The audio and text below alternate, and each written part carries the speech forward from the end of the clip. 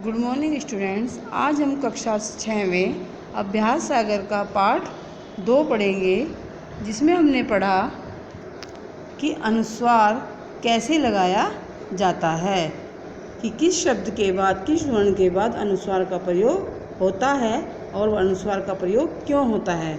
आज हम पढ़ेंगे कि अनुस्वार का प्रयोग किसी शब्द पर क्यों नहीं होता और किस शब्द पर क्यों होता है। इसके लिए हम प्रश्न नंबर 11 से शुरू करते हैं। चलिए, प्रश्न नंबर से पढ़ने से पहले हम इस परिभाषा को पढ़ते हैं। यदि 5वें वर्ण के बाद किसी दूसरे वर्ग का वर्ण आए अथवा वही 5वां वर्ण दोबारा आए तो अनुस्वार चिन्ह का प्रयोग नहीं किया जाता। जैसे इसमें पहला शब्द है आपके सामने सुंदर, शब्द है आपके सामने सुंदर। अब सुंदर में हमारे पास आधा वर्ण कौन सा है? न, और पूरा कौन सा है? द।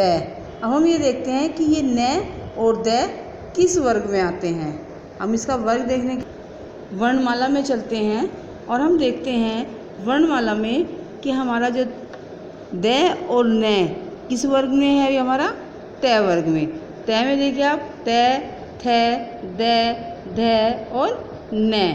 तो न और द ये दोनों एक ही वर्ग के हैं। और हमने परिभाषा में पढ़ा है कि जब दो वर्ण एक ही वर्ग के हों तो वहाँ पर अनुस्वार का प्रयोग होता है।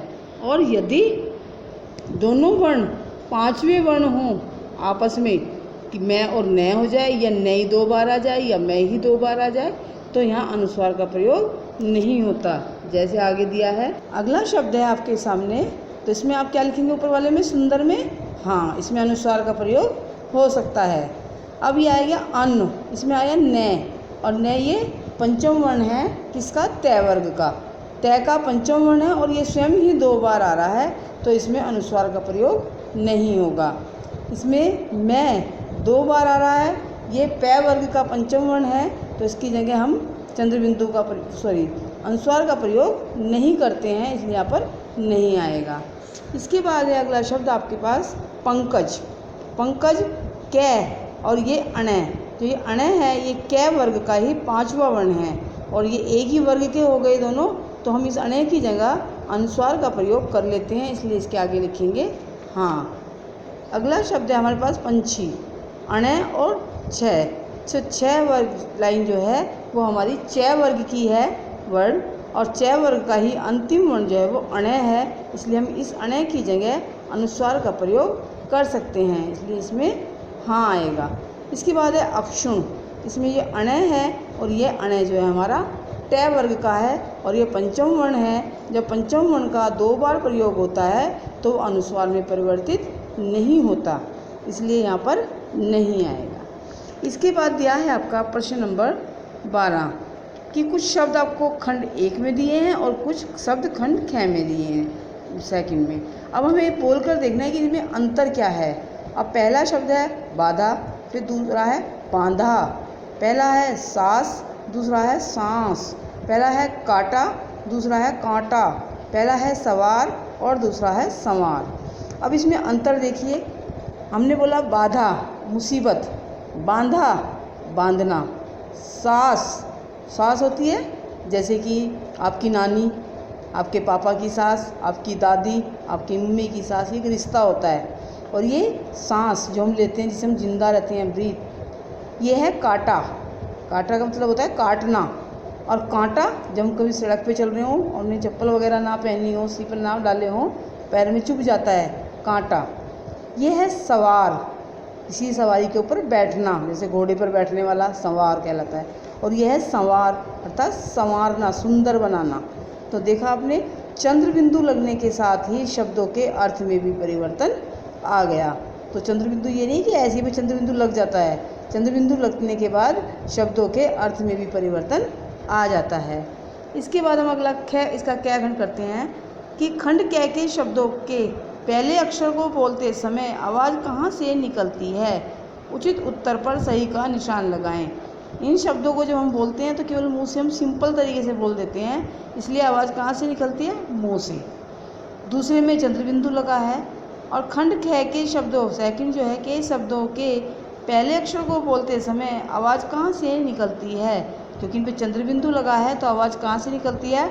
मुंह एवं नाक दोनों से। कहाँ से? मुंह एवं नाक दोनों से। अगला है, जिन शब्दों को बोलते समय आवाज़ मुंह एवं नाक दोनों से निकलती है उनके ऊपर क्या लगा हुआ है? क्या लगा हुआ है? ये चंद्र बिंदु। आप इसे अनुनासिक भी कह सकते हैं और चंद्र बिंदु भी। तो यहाँ लिखेंगे आप चंद्र बिंदु, आप अनुनासिक भी लिख सकते हैं। इसके बाद हम अगला प्रश्न करते हैं, प्रश्न नंबर 13।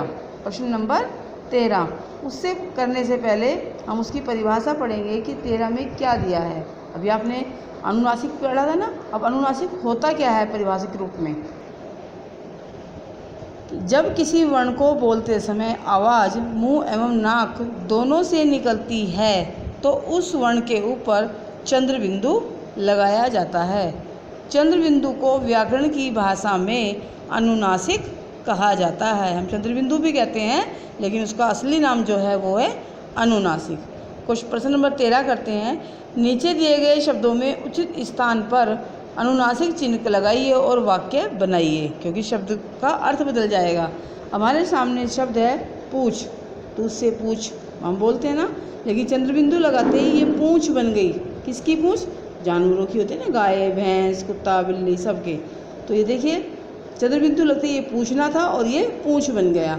अब ऐसे ही आप इन पर चंद्र बिंदु का प्रयोग करेंगे।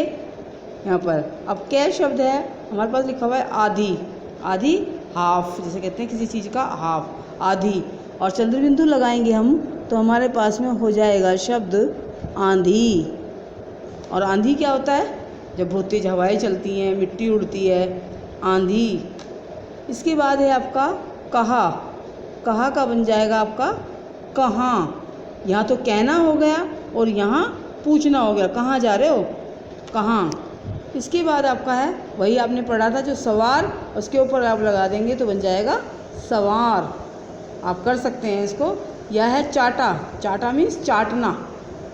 ये चाटा जो है चाटना है, किसी चीज़ को आप चाट चाट के खाते हैं, बड़ा मज़ा आया, बड़ा मज़ा आया। लेकिन चंद्र बिंदु लगाते ही ये शब्द बन जाएगा चाटा, जो गाल पे लगता है बड़ी तेज़ी से, है ना।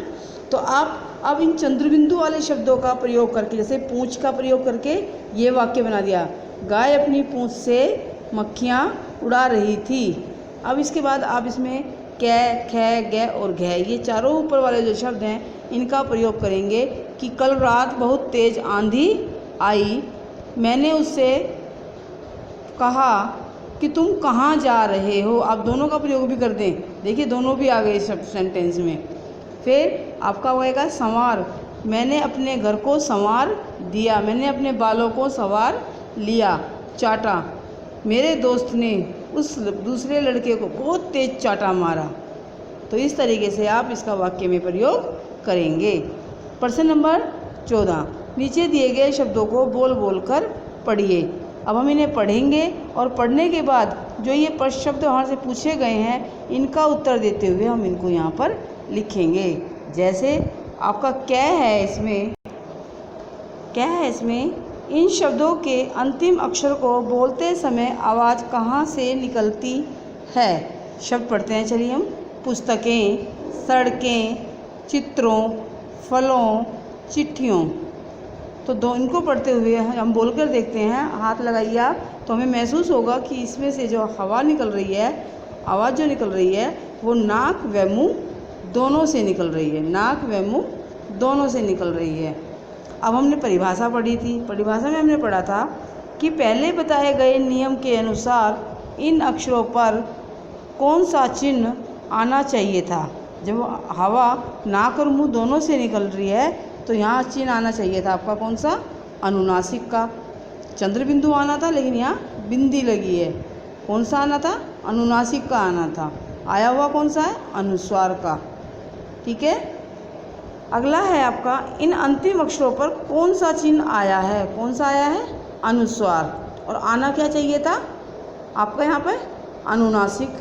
तो ये बदलाव क्यों हुआ, ये अनुस्वार जो था, जो अनुनासिक था, ये अनुस्वार में क्यों बदल गया।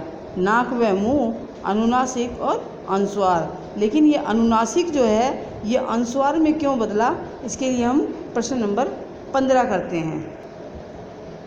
प्रश्न नंबर 15 करने से पहले हम पढ़ते हैं कि यदि किसी वर्ण को बोलते समय आवाज़ मुंह एवं नाक दोनों से निकले मगर शिरोरेखा, शिरोरेखा क्या होती है, ये जो ऊपर लाइन ड्रॉ करते हैं हम किसी शब्द के ऊपर, ये शिरोरेखा के ऊपर कोई मात्रा हो, अगर कोई मात्रा लगी है, जैसे कोई पे मात्रा लगी है को हो, तो वहाँ अनुनासिक की जगह अनुस्वार चिन्ह का प्रयोग किया जाता है, क्योंकि हम शब्द लिख कर ऐसे और उसके पास यहाँ चंद्र बिंदु नहीं लगा सकते, कि हमने एक मात्रा लगाई उसके ऊपर चंद्र बिंदु लगा दिया। जैसे कि अब देखिए नीचे दिए गए शब्दों में अनुस्वार अथवा अनुनासिक चिन्ह आपको लगाना है। शब्द है हमारे पास संपादक, आप इसमें अनुस्वार लगाएंगे, मैंने अनुस्वार लगाएंगे, तिथियाँ अनुनासिक, पूँछ अनुनासिक, कुर्सियाँ अनुनासिक, सुंदर अनुस्वार, मालाओं ये आपका अनुनासिक है, यहाँ अनुस्वार के रूप में आएगा, मात्रा है ना यहाँ पर। कारें यहाँ पर भी है, अनुनासिक के रूप में आएगा अनुस्वार, और ऊंचा, ऊंचा में आपका अनुनासिक आएगा। चलिए अपने अब तक क्या पढ़ा उसे दोहराते हैं। नीचे दिए गए शब्दों के सही रूप, इनको आपको शुद्ध रूप करके लिखना है, इनके आपको बहुवचन रूप लिखने हैं प्रश्न नंबर 17 के, और आज आप यहीं तक का काम पूरा करेंगे।